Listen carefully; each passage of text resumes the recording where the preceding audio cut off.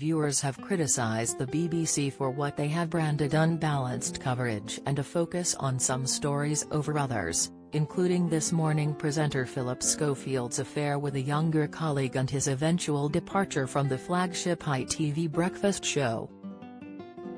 On today's, June 24, edition of Newswatch, host Samira Ahmed put audience concerns to the executive news editor of the BBC News channel Paul Royal.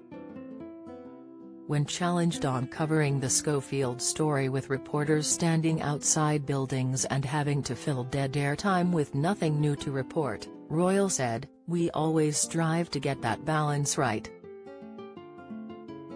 One thing we do know is that audiences, or some audiences at least, want that pre-build to a story, and we get that through our data. Of course it's not always an exact science and sometimes we get it wrong. We're obviously not perfect in that regard." Gino D'Acampo relives moment with Holly and Phil after awkward This Morning dig, but at the same time, we do want to deliver a high story to viewers and we do want to take them to other subjects and issues as well. He said when there was a big story, audiences wanted to immerse themselves in it, and this was the logic behind the extensive coverage. Another story which was covered extensively this week, in particular, was the search for the missing Titan submersible with 5 people on board. One audience member, Richard Gayden, wrote into Newswatch, "Extremely sad to lose 5 people in a submersible expedition, but why almost non-stop coverage on the news channel for hour after hour? Don't miss."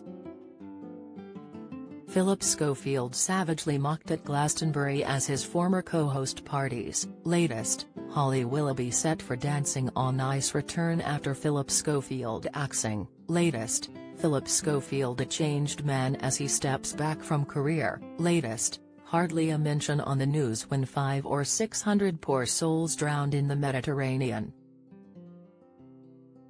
Very unbalanced news coverage yet again by the BBC. Ahmed told Royal, "Many viewers feel the BBC got that wrong, and also there was something ethically distasteful about that alleged imbalance."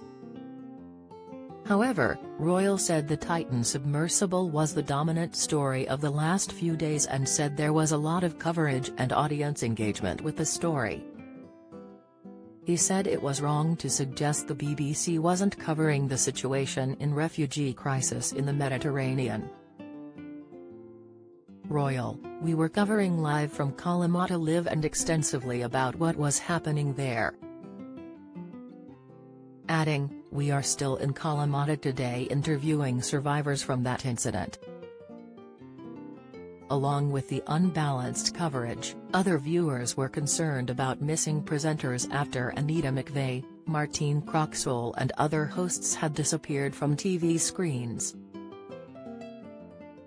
One viewer, Cheryl Bates, said, "We now have the option of watching either a radio phone-in program, which is simultaneously broadcast on Radio 5, if we wanted to listen to it, or switching to a competitor's news coverage. None of which hold a candle to the BBC's news offering.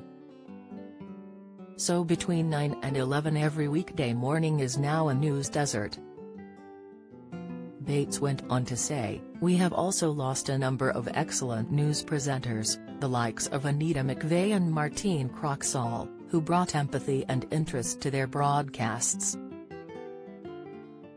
And whilst I know the BBC in these straitened times have to save money, surely there are other ways in which this can be done without losing the fundamental quality of BBC news coverage."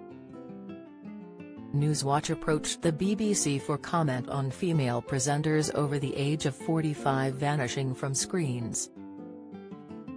In a statement from the BBC, the broadcaster said, "We value all of our staff, but we do not comment on individual HR matters."